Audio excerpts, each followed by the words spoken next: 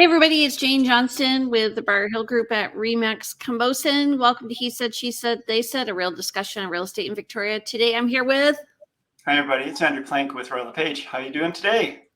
I'm well. How are you? I'm switching us around. Okay, good. I mean, my camera is, that actually works better. Makes it look like I'm looking at you. So how was your weekend? Good. Wet. Very, very, very wet.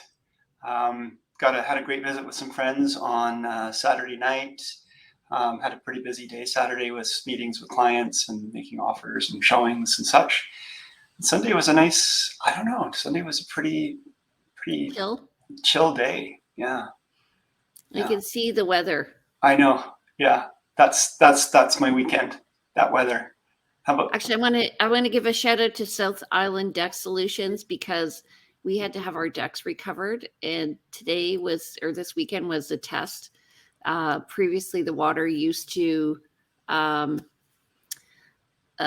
pool in towards the house. Now it's actually going away. So thank goodness. Anyway. South Island Deck Restoration. I'm making a note of that. Solutions. Decks Solutions. Island Deck Solutions. South Island. All right. So let's see what's happening with the market and if our interpretation. What happened in the last week? So exciting. I do find like right now what I'm doing is kind of deferring people to the new year because they have to find a place. Jeez. Yes. Okay. So month to date, I'll do the top, you do the bottom. Okay. We have 310 unconditional sales halfway through the month. That's compared to 795 last year.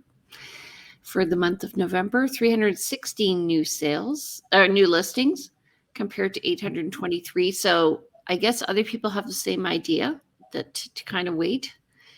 Active listings at 954. Holy smokes. Wow. Under 1,000. Nuts. And last year it was 1,800. Normally we're over 3,000. I mean, other markets were over 3,000. Okay. So that is nuts. So these stats, this first column is just month to date, so to November 15th. The second column is for the full month of November, but still, it's not like we're gonna see a whole bunch of active listings coming live in the next little while. People do not tend to do so much business when it's wet and blustery and cold outside. But that being said, if you want to sell, it's actually a great time if you have to sell because there's so little on the market. So you're just gonna go crazy. You just referred to, if you have a buyer the seller who wants to buy after they've sold, the advice is probably wait till spring. There'll be more selection, or if you have a place to land in between. But if you don't have a place to go, if you don't need to replace the home you're selling, now is an amazing time to sell. And we don't know what the spring will bring for sure. We can only predict based on past. And we've seen most times it does this and sometimes it does that. So now is an amazing time to sell. Okay, market watch. What happened in the last week? We've had 127 new listings go live. 147 properties went to pending, meaning that people came to unconditional agreement in that period. 18 price decreases, 6 actual price increases. 1 property was off market that came back on market. 166 properties conveyed at the lawyers. And I can't read how many expired, but 6 of them did. Okay, thanks. And 10 were withdrawn. So actually, interesting comment. I had a friend of mine who's a realtor in the US, and her strategy is to never price low because she doesn't like to have a run on the listings. And so she was actually considering raising the price. And I'm like, I don't think optically that's very good. Raising the price after, the initial listing, like she had so much activity. She's like, should I raise the price? And anyway, everybody else in the group, it's a group of Remax realtors all over North America, actually the world. Anyway, and so we said no, because you've set the expectation. And unfortunately, although it's not the strategy normally employed, to stick with it. Yeah, I mean, it's frustrating for buyers when they see a property that they look as accessible, and then it turns out that there's so much activity. It's pretty obviously going to go, 100, 200,000 over asking, sometimes more. And was that a mistake of the agent? Was it a strategy? Was it, instructions from the sellers? What's the purpose of this? And there's lots of different reasons for it. It can be really frustrating, obviously, for buyers. But the other side of that equation is you list at a price too high or above what the market would tend to bear, and then you get nobody coming through the home, and Right. and then you have to do a price reduction, and you just don't get the same kind of uh, Energy. drive, activity, interest that you could have. So it's a fine line. Yeah. So what I thought I'd do is our guest today wasn't able to make it, so I thought we could focus on just real estate as a career, because decisions like that, they come with a lot of responsibility. They also come with a lot of experience.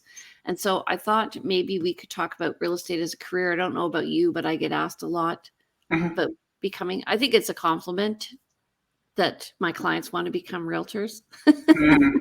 Yeah. Well, we tend to see a lot of people dive into real estate when real estate's doing well. When Yes. there's been a banner year, then there's a new crop of agents that come on.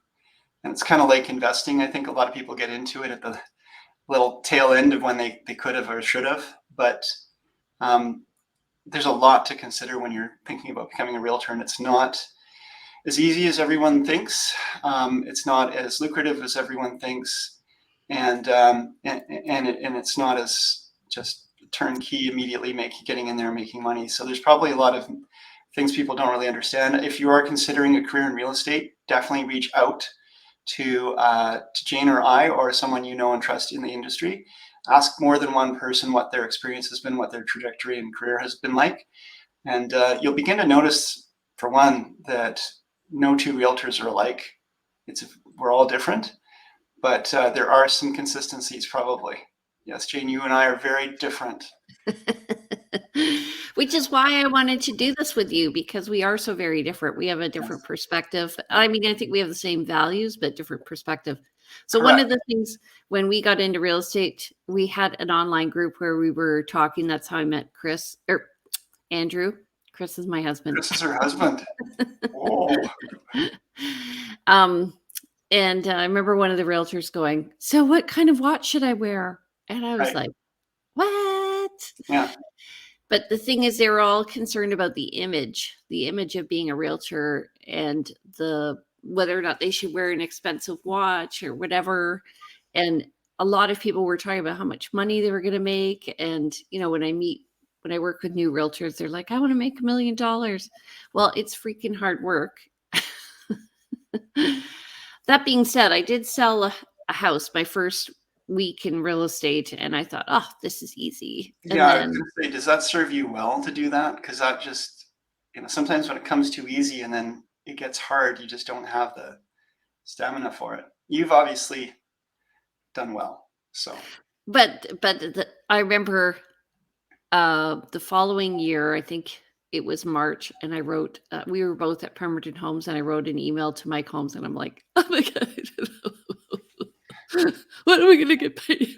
yeah, yeah, Because all my transactions that I was working on were due in July. right. So we'll be working oftentimes, let's say it's the spring market and we're working in the spring market and it's been a slow winter, and then um, all of anything we kind of got paid has been sort of paid through in the winter, and then we have to have tightened our belts, let's say. And it's an expensive industry to be in. And the expenses keep going, even if you're not making money, then you start to ramp up into the spring market. Maybe you help some folks into some homes if you're lucky, help sell a home or two if you're lucky. And then the paychecks may not be coming through till June or July or August. And you're sitting there looking at some money coming in eventually, and you're looking at your money going out so quickly, and you're saying, how do I bridge this gap? And that's a big one. Yeah. So the truth is, real estate is very, very expensive. I remember actually, yes, I did sell a house my first week, but I also had to pay for my costs of just getting in. And I Mhm. believe I had a debt of about $10,000. I don't think I listed and sold my first listing until 6 months into my career.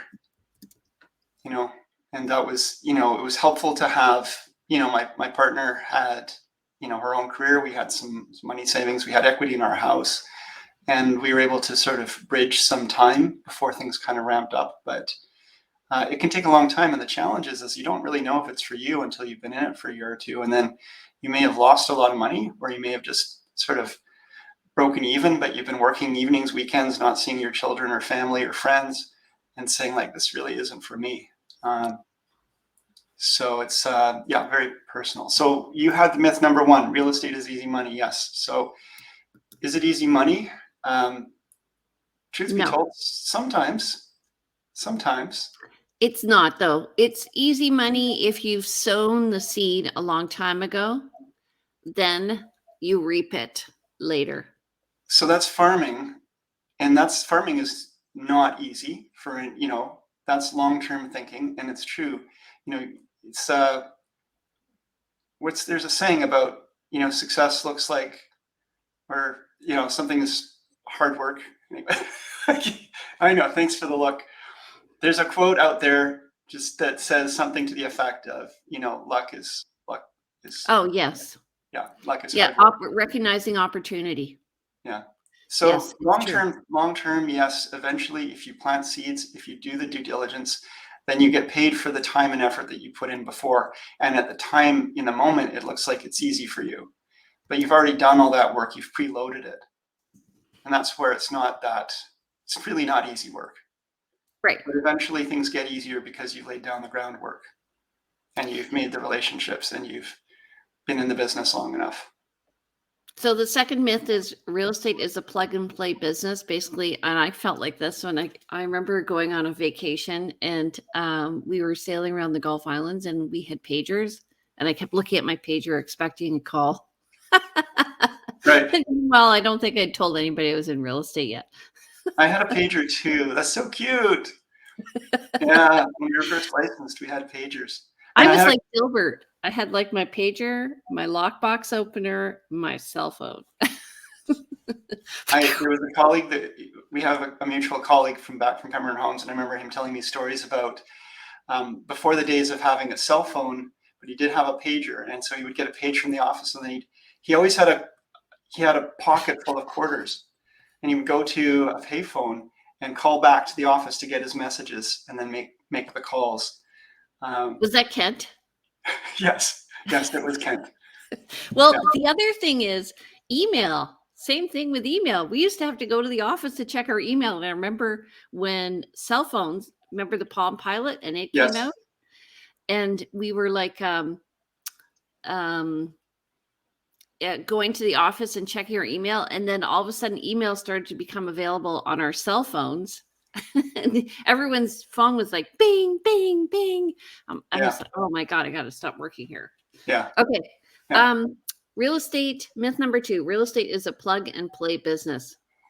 Right. So, no, I mean, can you just sort of jump in with a bunch of systems and get going? Is that what you're saying?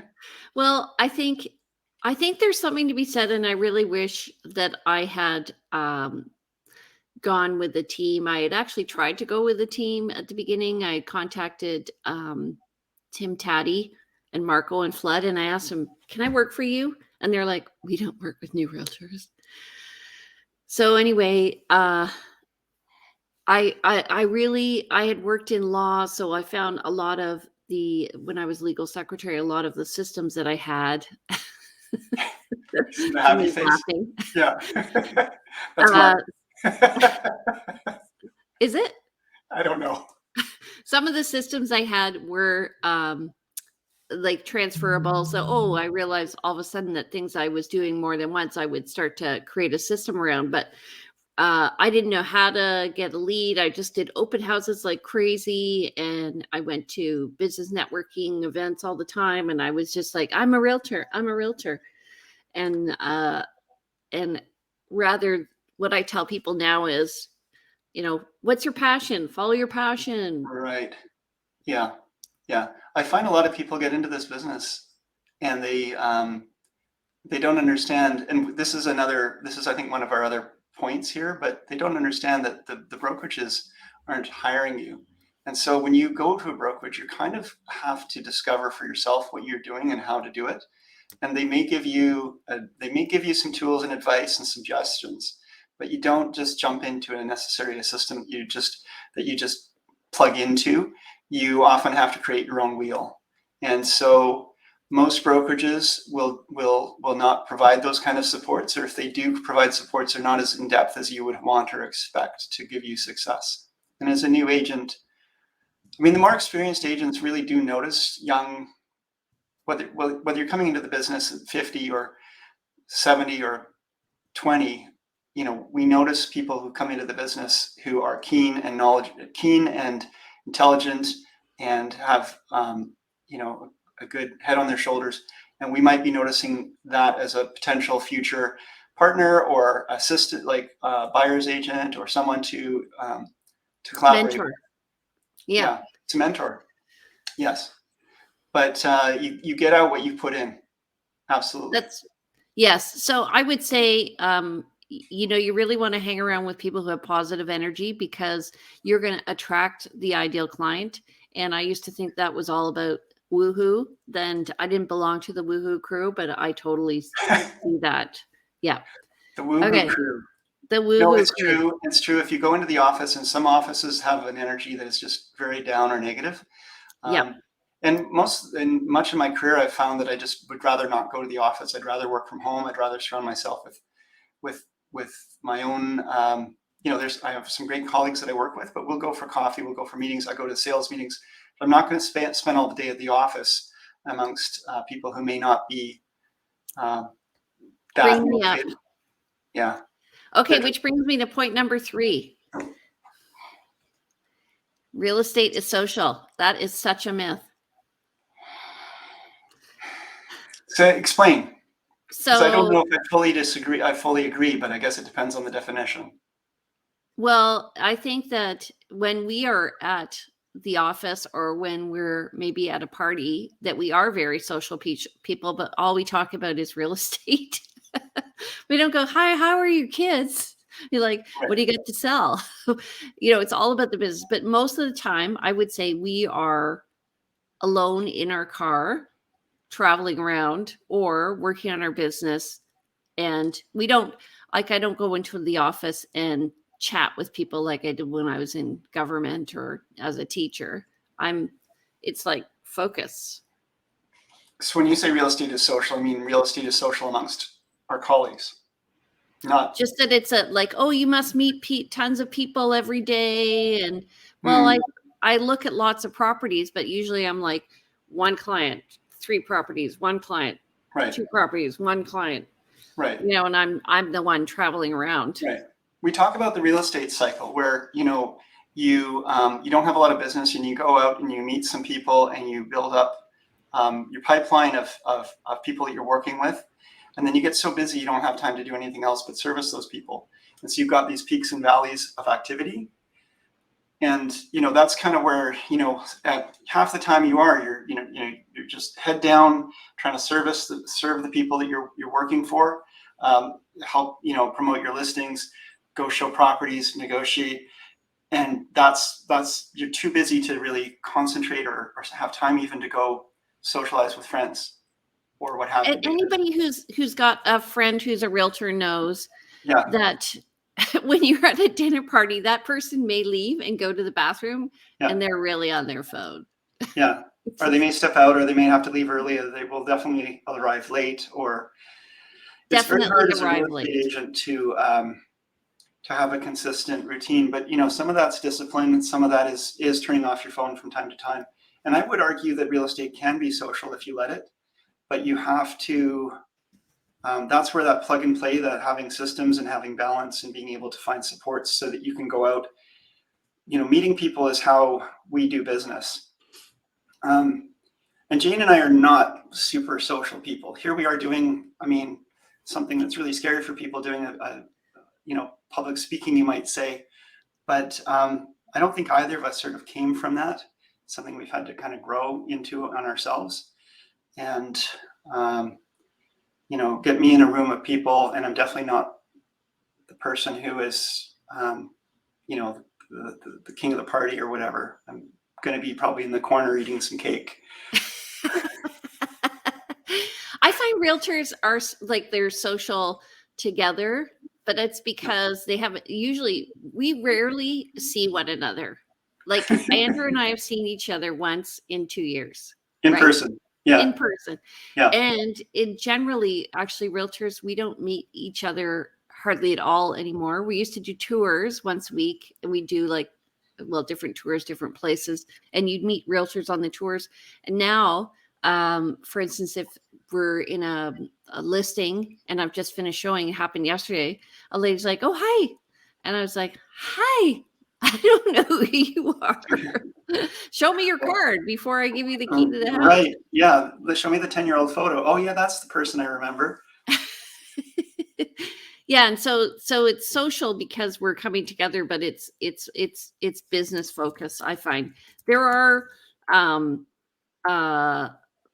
people who do open houses for realtors to bring them in, and it's considered to be social, but really what they're doing is they're inviting them in to see the house because people sell businesses or sell homes that they like or have been in. The thing is, I think there are agents who are generally good at being social and bringing people together, and then they do create events or host events that create that social environment that can help to do business. But there's other agents who are not social at all, very business minded, and they can do other things that bring in people. So there's kind of like so many different ways to skin a cat in this business that whether you're social or antisocial, you will find your niche if there's some other elements that you have, and you have the staying power to stick in this business and the wherewithal. And I think that this is not a business for someone to get in and out on the short term. This isn't a business for people who think short term of let's just make a bunch of money and not worry about our clients. They will not last long in this business, both because whether you're a social realtor or an unsocial realtor, who you're doing business with when you get into this business, you have to do business with these people over years. And so it's not just about building relationships with clients. It is about building relationships with your colleagues. Whether you're social or not, it's about trust. And it's all about trust. Yes. So you can be antisocial, but I can still trust you. You can be very social, lovable rogue, you might say, but I don't trust you. It's going to be difficult for me to do business with you. Yeah, Andrew.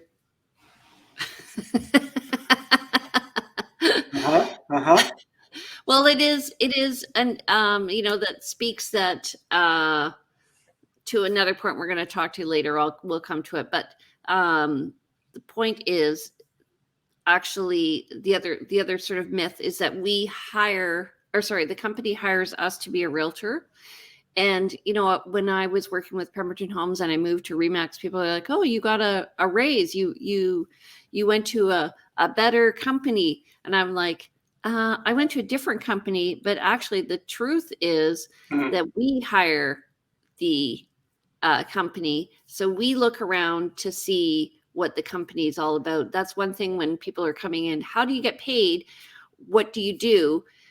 One of the things that was of interest to me is what is the philanthropy in our company? What is the training in our company? What is the support we're going to get in our company? And so I interviewed different brokers. So these are important questions if you want to be a realtor to ask yourself when you go to the interview is like, do my values fit in with the values of the company? Right. And who are the other realtors in this company? Will your values align with them? Will you be feeling like you can learn? Will they be helpful? And can you learn from them? Will you be part of a community of realtors in that company? But the thing a lot of people don't understand, like you said, is the company doesn't hire you. They will vet. Some companies do some vetting. We do. But for the most part, the companies hire you, and their business model is around getting bums in seats. In other words, they're going to make a commission off, they're going to make money off of either you every month paying that company a certain number of hundreds of dollars, or they're going to take a percentage of your transactions every time you do a transaction. And that's how they're making money. And so the more realtors they have, the better quality realtor in terms of sales numbers they have, or in terms of, some agencies I've been at, there's agents who don't make a lot of money. They're kind of a hobby realtor, but they pay their money every month consistently, right? Yeah. Whether because they've chosen a model where they're just paying a monthly fee. But this company's making money off of you. And so you're interviewing based on, okay, if I'm going to give you this money, what am I going to get for it? And Jane and I have both made decisions to go to brokerages where we pay more money, but we feel like we get more from them. I paid more money when I worked at Pemberton Homes because my per transaction deal was higher at Pemberton Homes because more people at that point, I'm not sure what the deal is now, but more people at that point were doing less transactions there. So then when I went to a brokerage where I do more transactions, it's actually less money per transaction, but more upfront. Interesting. Okay. Yeah, and there's often hidden fees too. So you do want to just check it all out and and map it out. And talk to your colleagues again at those different brokerages and say, what's your experience at this brokerage if you're considering a specific one? I've got another myth, but anyway, okay. Well, do you want to add it in as like 5 point? Yeah. Okay. Okay, the next one is, well, we're sort of just got to this. What is the cost of being a realtor? Well, your relationships, it'll cost you your relationships. It'll cost you your health. It'll cost you sleep. It'll cost, oh, you mean money? Well, those are really great points because, I mean, there are some memes out there about having dinner with a realtor. And actually, I was at dinner the other night, a special dinner, and I was the only one who wasn't on my phone. But normally I'm the one who's like in the middle of dinner texting or something. I feel like I need a detox from my phone. I'm going to try and get away next week, actually, and I really want to be able to put my phone down. Yeah. But so, yeah, there are costs, financial costs to being a realtor. We can start with that. And, we already touched on one is the paying your brokerage. The other is going to be paying your real estate board fees, which are not, they add up. And then you've got your insurance fees, your fees to your council licensing fees. You get nickeled and dimed in this business, and these fees sometimes it's like your car insurance, whether you pay it monthly or you pay it annually. But if you're paying it annually, and a lot of these fees, some of these fees come up every couple of years, and it's out of the blue, and you think you're getting ahead, and then suddenly you've got to pay some money to your licensing fees or what have you. And then of course there's the cost to market your properties. If you're going to do well, you've got to do a lot to market. Yeah, Jane. So I always say that, we're always negotiating two things. One is time and the other is money. So if you want to save time, you can hire somebody. And so it costs you money. So, when we both got into real estate, I'm pretty sure we were both doing our own real estate photography. And then we hire people because now we don't have time for that. Or, like the floor plan person, we hire somebody because it's less time than us measuring. And so you start to begin to realize that you build a team of people around you to help you with your business, to get you to be more effective, who are specialists in their field. But the cost is financial. Like working with a buyer takes more time. Working with the seller takes more money. So you can have a lot of listings. It's going to be really expensive. And so what you try and do as you become more and more productive as a realtor, you start to really hone your costs and look at ROI. I do. and we're always trying to figure out, like, I'm always trying to figure out what's the next step that's going to grow my business. Right. I mean, there are realtors out there, you'll see their names in lights, advertising everywhere.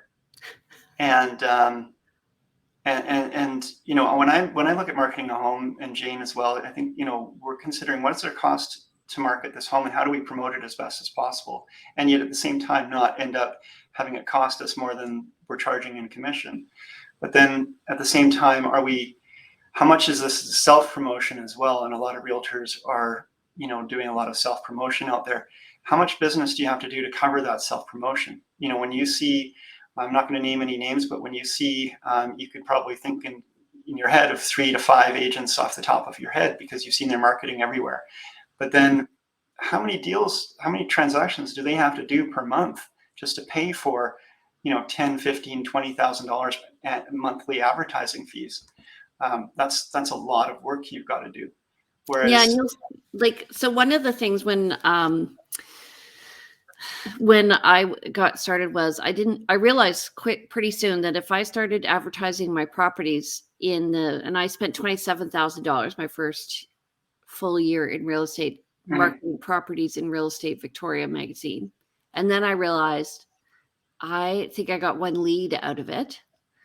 And so it was good for branding. So some things are good for awareness, and people thought I'd been in the business a long time because they saw my name a lot of places. But I realized I wanted to be more a storyteller type realtor, where I focused on here's like the educational side, and then now it's all about the client experience. So it's what do my clients say about working with me? And it's not about my perspective, it's about their perspective. And I think that a lot of realtors, like when I see bus ads where, hire me to sell your home, I think you're missing the point of being a realtor. I think that the point is, what is the experience you're going to get working with that person? The testimonial would work way better. We just talked about, are you getting into this business to make a lot of money? Or are you getting into this business to build a career, I guess? And there was an agent a number of years ago, really, good agent, but new in the career. And I think if you're going to advertise, and they advertised everywhere, and blanketed marketing everywhere, and then became quite a successful realtor as a result of that. I think if you're going to advertise like in a magazine here or a bus stop there and do a little bit here and there, you're not going to get yourself seen. If you blanket it all, you're going to get seen, and you might boost your career right off the bat, but you need to have really, really deep pockets to get that started. And it's a huge risk. And you also don't have the experience to back it up to, if you do get busy, how do you manage or handle that? Or how do you give good service or help create a good contract? So that can be pretty difficult. It's an expensive business. It's a really expensive business. And again, if you're getting into it, expect to work for 6 months to a year before you're kind of even seeing you making any money. And it might be 2 or 3 years before you're kind of feeling like, I think I was almost 10 years into my career before I really felt like I knew what I was doing. It's such a complex business.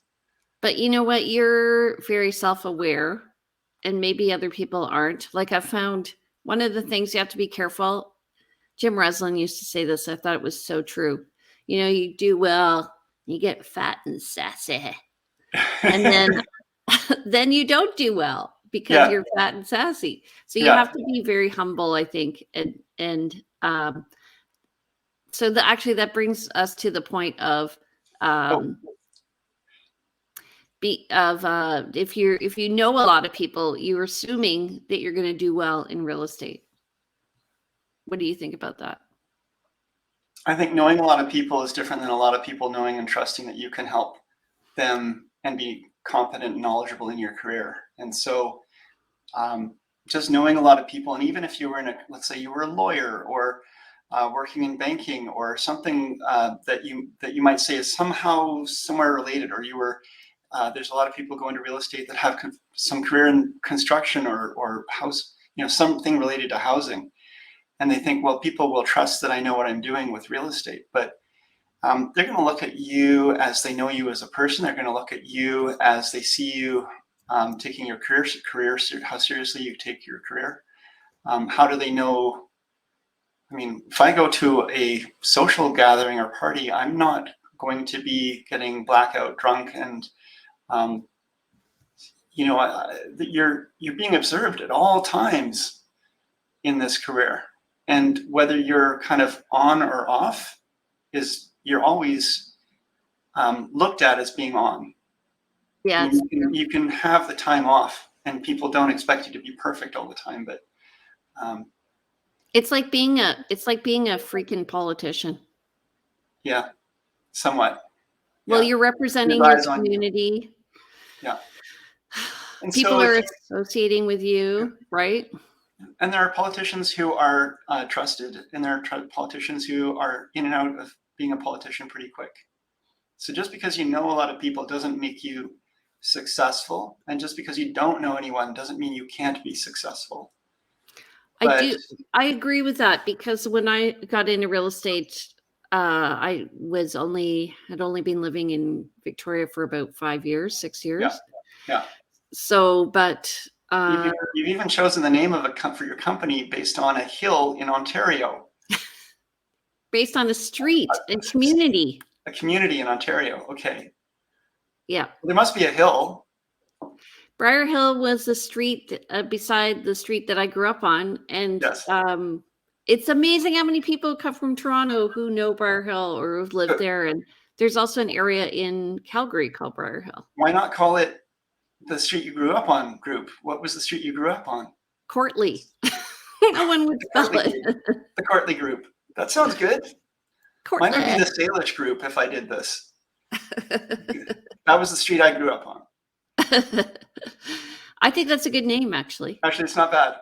I might take that. Okay. This is the next myth. All realtors are salesy. I think we definitely don't fall into that category, but I have been told I can be salesy. I think we all fall into that at some point. We're in sales. So, and I definitely want clients to make their own decisions, but at some point we both probably, I think, come to the point where we have to get a little salesy with people, but we're not salesy in the sense of, we're not salesy like We don't have commission, Brad. Right. I think there's something to be said for when you get to a point in your career, or whether you're new or experienced in the career, if you're not focused on how much money you're going to make from someone, you're not seeing everyone with a dollar symbol above their head, and you're just seeing people as people, then you're solving problems for people, and that's what Jane and I both do. And as a result, there is a commission at the end of the day, but we both trust that by helping people in the best manner we can to solve their problems, that we will be supported by supporting others. Right. So, yeah. You have to be focused on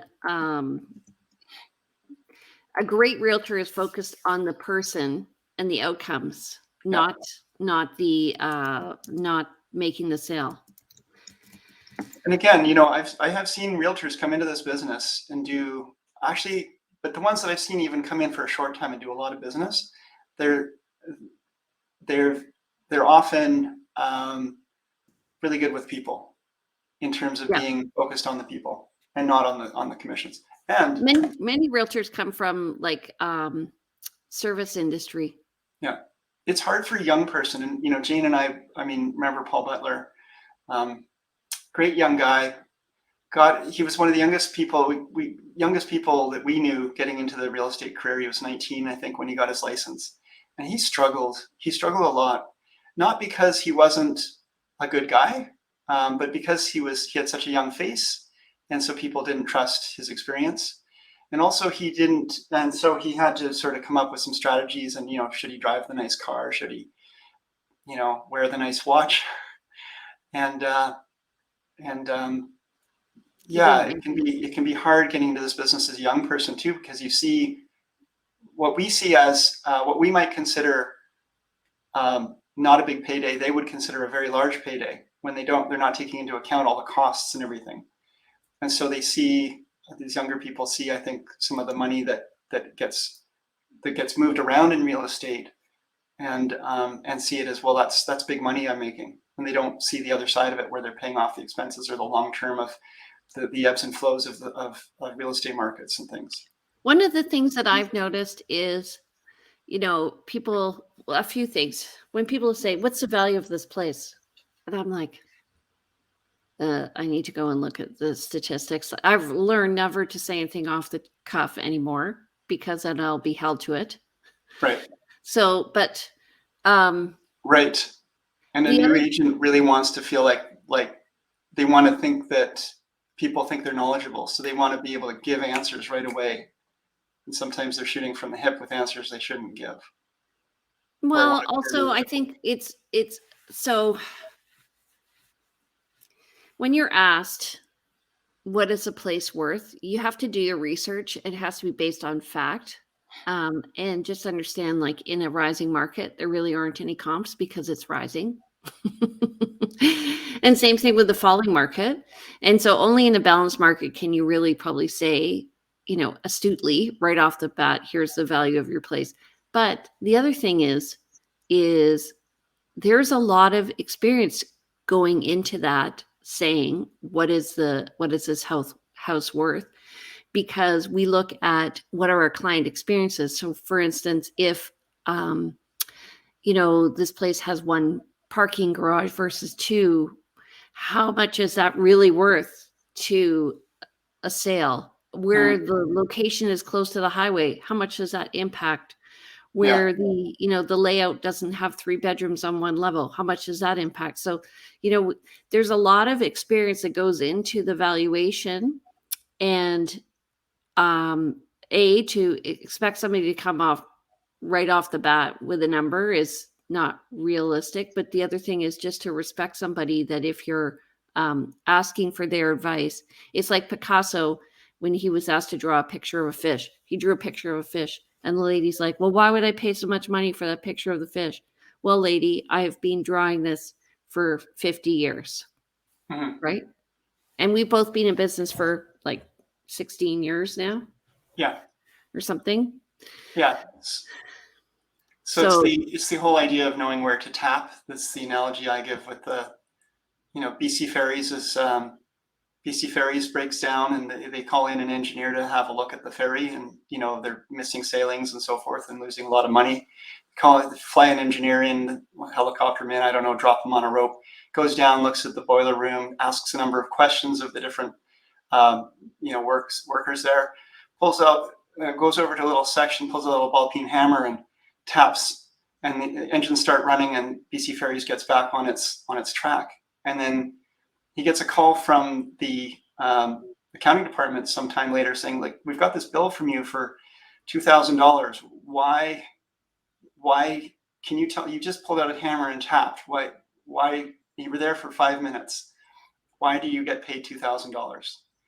Give us an itemized bill, please. So he resent his bill in, said, tapping with ball peen hammer, $1, knowing where to tap, 1,999. Like, this is the thing, with experience comes this knowledge, and with it may look like you're not doing much, but what you're hiring is this consultant fees, is this experience, this is what we're going to pull together. In one of my listing presentations, I have an exploded diagram of a camera, showing all the parts of a camera, gears and mechanisms and lenses, and it's all in a pile, versus an actual camera put together. You're not just hiring, you're not just buying all these pieces, you're buying them put together into a system. Right. And so that actually goes to the next one, that all realtors are the same, and which is totally different, because you're to me, when people talk about working with a realtor, I say it's the good analogy is dating. And so, we have a relationship with you, and our expectation is trusting one another. So I trust, that I give you advice, that you're going to follow the advice, and that we're going to work together and stuff. And when it comes to going to the prom, that we're going to go together, and I'm going to be your date. But if you don't feel the trust, if you feel like this buyer that you're working with is shopping around and playing the field, you're not going to invest a lot of you're not going to invest your heart in this, or you're really not going to want to spend time with this person. Yeah. But when somebody says to me, can you keep an eye out for interesting properties? right. I'm like, well, what do you define as interesting? What are you really looking for? What's your budget? Tell me what you're going to use this property for. Like we get that all the time, and people think they're doing us a favor, but it's so unfocused. And so it's kind of like, can you find me a boyfriend? Yeah. I mean, there's a misunderstanding out there that there's a best agent in Victoria kind of thing. Like, I want to hire the best agent in Victoria. And no, there's no best agent in Victoria. There's the best agent for you, perhaps, right? And that best agent is going to be somebody with knowledge, experience, success. But at the same time, you're going to have that mutual trust experience, and they're going to really understand your needs, and they're going to work well with you. Some people don't communicate. I've had conversations with great people where my communication style is different than theirs, and we don't align, right? And Jane does some teaching in conversation styles, and yes, you can listen to and interpret and understand. But if you're not just at your core on the same playing field, or maybe there's different moral structure. Someone says, go find me a great deal of, I can buy a home for a great price from a little old lady. You might be like, we're not going to be working so well together. I don't really feel like your morals align with mine. So you're going to try to find the realtor that aligns with your morals, but also that it can be successful for you. Well, the values. Yeah. Values. Okay. So actually, and this is not the reason why we did this talk. We did this talk because we thought we get a lot of inquiries about people who want to be realtors. But I am doing a talk to Remax Europe on December 7th, and I'm just going to put in the details here at 6 a.m. 6 a.m.? Yep. So if you want to join, you're welcome to. The focus will be on creating community and how to be more effective in your marketing and advertising. Okay. All right. And you can probably ask Jane about real estate careers then, if you want. Yeah. I think people who will be coming to this meeting will already be realtors. So if you are out there and you're thinking about getting started in real estate, a career in real estate, call up Jane or I or a friend that's in real estate, take them out for coffee or lunch and pick their brain and ask them lots of questions and ask them for really clear feedback based on their knowledge of who you are. When I first got licensed, when I was thinking of getting licensed, there was a test you could take that the BC Real Estate Association put out, and it would grade you in terms of your chances of being successful in a career in real estate. 15 years later, I would say I've been successful in real estate. Has it been easy? No, but it's been rewarding, and it's been a growth experience and everything. I think it gave me a 15% chance of success because I was not at the time. I didn't really feel that like I was an outgoing person. I would rather be at home reading a book than going out socializing with a bunch of people I didn't know. So it can work, and this career is always changing, and what it needs is always changing. That's and funny. It needs you. It needs good people. I got into real estate because I just thought I didn't have the greatest experience, and I wanted to provide a better one. And I just felt like I could, it's funny because being an entrepreneur was not well respected in my family, and nobody in my family was an entrepreneur before my current generation. Mm-hmm. And when I gave up 7 years of education to become a realtor. Right.